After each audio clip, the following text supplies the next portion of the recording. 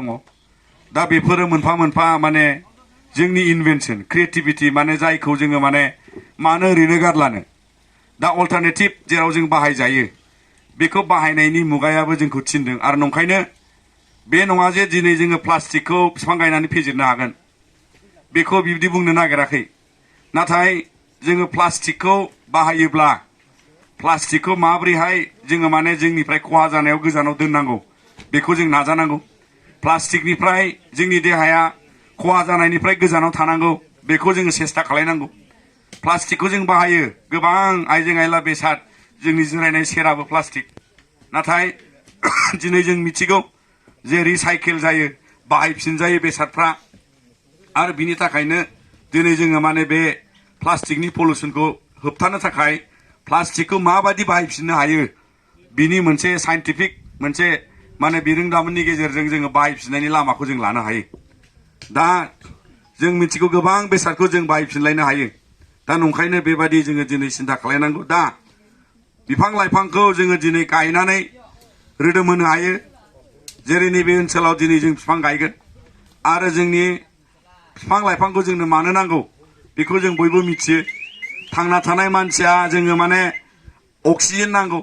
आरो जोंनि अक्सिजेननि थाखाय बिफां लाइफां गैयाबा जों अक्सिजेन मोना आरो फारसेथिं जों मिथियो जे जेराव जेराव हाग्रा दंफां लाइफां मैखोम थायो बै ओनसोलाव माने जोमै लाबोनाय अखा हाहोनाय एबा बोथोरजों खाब जानानै नांनाय समाव अखा मोननाय बेखौ माने जोङो जिअ'ग्राफियावहाय बबे जायगायाव माने मैखोम हाग्रा थाबाय थायो बेवहाय माने बेखौ रेन फरेस्ट होननानै बुङो मानोना बेयो माने नांनाय समाव माने बेवहाय अखाया जोंनि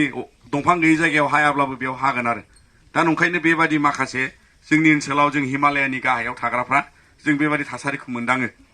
दा थांनाय हराव अखा हालांबाय हाखौ थाजिम खालामलांबाय जों मिथिगौ बोथोरा जोंनो अखा नांगौ दा दिनैहाय बे भुटान हाजो थानायखाय हिमालया हाजो थानायखाय जोंहा माने बे सेरफाङाव थानायखाय जोंनि आबहावाखौ खाब जानानै बायदिसिना बोथोरनि माने थासारिखौ जों माने मोनदांजोबो दा बिनिखायनो जों बयबो दिनै बेयाव आबहावानि साबस्रां हाबस्रां आबहावाखौ लाखिनो थाखाय जोङो माने बोथोरखौ थाजिम लाखिनो थाखाय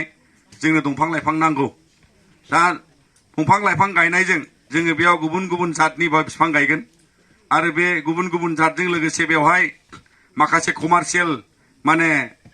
बेनिफिट गोनां बिफां बेवहाय दङ कमार्शियेल प्लान्टेशना राबाराबो जायो साहायाबो जायो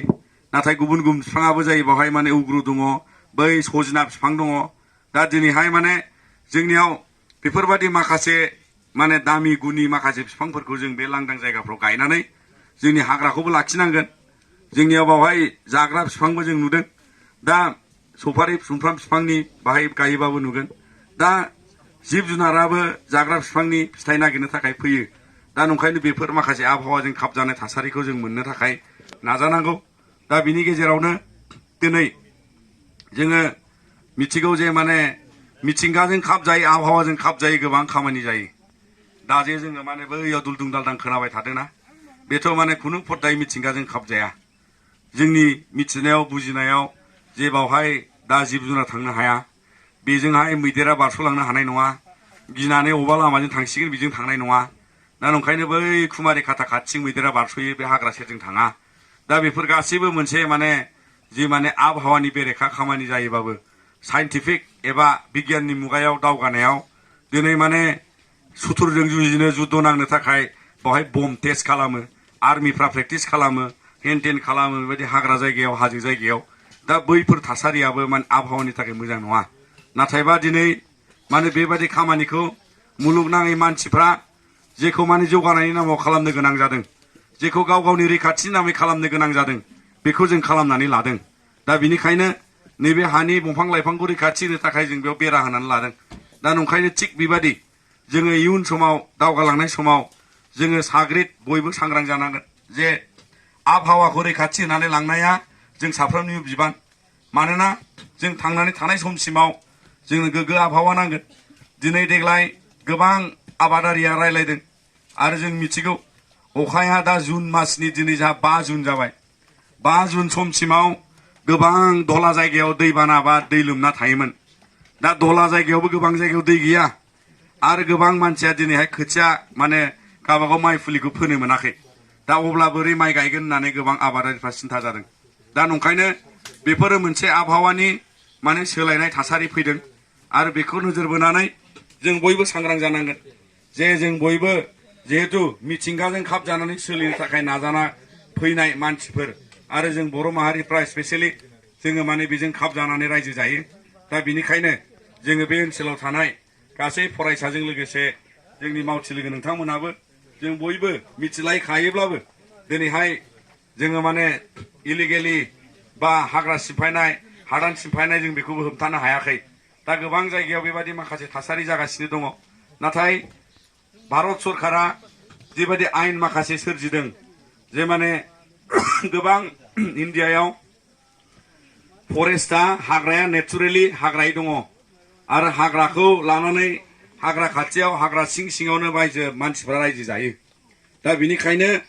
इन्डियायाव मोनसे आयेन लाबोबाय ब्रिटिश समनिफ्राय जे इन्डियान फरेस्ट एक्ट जाय फरेस्ट एक्टखौ लानानै इन्डियाया दंफां लाइफांखौ माबोरै रेभिनिउआव कनभार्ट खालामनो हायो बबे दंफांखौ बबे समाव फाननो हायो माबोरै फाननाय जायो बेबादि माखासे रैखाथिनि नामाव बिथांमोना इन्डियानि रेभिनिउनि थाखाय गोबां जायगायाव दंफां दाननानै फरेस्ट डिपार्टमेन्टआबो बेबायदि माखासे कमार्शियेल माने रेभिनिउ जेनेरेशन खालामनो हाबा मावदों लासै लासै मानसिनि संख्या बांनायजों गोबां जायगायाव मानसियाबो गोदानजों नङा थाखानाय मानसियाबो सिंनि हाग्राखौ लांदां खालामना आबाद खालामनानै थानो गोनां जादों दा बेखायनो हाग्रायाव थाग्राफोरनि थाखाय फरेस्ट डुवेलार्स राइट मोनसे आयेन बानायदों आरो बे आयेना दिनैहाय आसामाव ट्राइबेलफोरनि थाखाय आरो इन्डियायाव थानाय गुबुन गुबुन ट्राइबेलफ्राबो फरेस्ट ओनसोलावहाय फरेस्ट डुवेलार्स राइट्सनि आन्दाराव माने बे हायावनो जिहेतु जों गोबाव सम more than माने 75 years जाय ओनसोलाव जों दखलाव दं बा जों रायजो जानानै दं बैफोरखौ जाय एरियाखौ माने हाग्रा होननानै सरकारा फोसावनाय बे एरियायाव फरेस्ट राइट्सनि थाखाय मोनथाय जायखौ लानानै जों माने हाखौहाय बेबादि बिगोमा महरै जोङो गनायथि मोनो दा बे खामानियाबो बिटिआर हालामाव सोलिदों आसामाव सोलिदों सनितपुर बिसनाथआव सोलिदों गोबां जायगायाव दंबावो दा बेनिखायनो जों जेराव रायजो जायो मिथिखायो खान्थाल थाइजौ गयनिफ्राय जागायनानै जोंनि बर' न'खरफ्रा ग्रोम ग्रोम बिफां लाइफां जायो दा बेयो मोनसे जोंनि मिथिंगाजों खाब जाना रायजो जानायनि नेरसोन दा बेखायनो दिनैनि बे गोथार एबा आबहावाजोंहाय खाब जानानै जों दावगालांनो थाखाय जि जुजिनाय मुगायाव नैबे लांदां मोनसे जायगायाव दिनै जोङो बावहाय माने बिफां गायगोन दा बे हाबाफारियाव लोब्बा जानानै मिजिंथिदों जोंनि फरायसाजों लोगोसे जों बयबो आबहावानि जोथोनाव जोङो मैखोमै बाहागो लालांगोन मानोना बेयाव गायफैनायल' नङा नोंथांमोनाबो न'आव गायनांगोन गावबागाव ओनसोलाव गावबागाव जायगायाव जोथोन लानांगोन बिफां देरखानायखौ माने दाननो थाङोबा नोंथांनि न'नि बारिनि माने जि खान्थाल थाइजौ बिफां थायोब्लाबो देरखानाय बिफांखौ दाननो थाखाय गोबां मानसिया माने गोबां साननो गोनां जायो मानोना बे बिफांनिफ्राय जिबादि माने जोथोन लानानै देरहोनाय बेबो मोनसे माने खहा लाबोयो गोसोफ्राव नंखायनो जोङो दिनैहाय आबहावाखौहाय बेबादि इमोसनेलि आरो अनखांनानै जोङो माखासे बाहागोखौ जों जोथोन लानो नाजानांगौ दा बिनिखायनो नोंथांमोन बयनिसिमबो दिनैनि नैबे मुलुगनां आबहावा सानाव जोङो बेवहाय भुटान हाजोनि सेराव जोङो दिनै बेबादि गेवलां मोनसे हायावहाय जोङो माखासे बिराद माने बेसेन गोसा बिफां होननानै जों बुंनांगोन बेखौ जों गायगोन आरो बिनि जोथोनखौ जेसेबां हायो एसेबां बेयाव थानाय जोङो जिहेतु बेवहाय जिल्ला एबसुनि दैदेनगिरिफोर दं आरो दख'रानि दङ आरो बे ओनसोलनि रायजोफोर दङ बेयाव जोथोन लानायाव जों बयबो माने नोजोर लानांगोन दा बेखौ लाखिनानै दिनैहाय जों बयबो बेयाव बाहागो जागोन आं बेखिनि बाथ्राखौ लाखिबाय आरो दुलाराय बर' फरायसा आफादा जों अराय सम सोरबिथिं मानसि माहारिया जौगानांगौनि थाखाय दावगानांगौनि थाखाय जोङो आबहावा जोंनि समाज जोंनि सोलोंथाइ जोंनि गासै माने माहारि हिसाबै सुबुं माहारि हिसाबै जौगानांगौनि थाखाय जोङो जोथोन लानानै खामानि मावगासिनो दङ आरो बेखायनो फरायसा लोगो नोंथांमोना गोसोआव लानांगोन जे दिनै लेखा फरायनायजों लोगोसे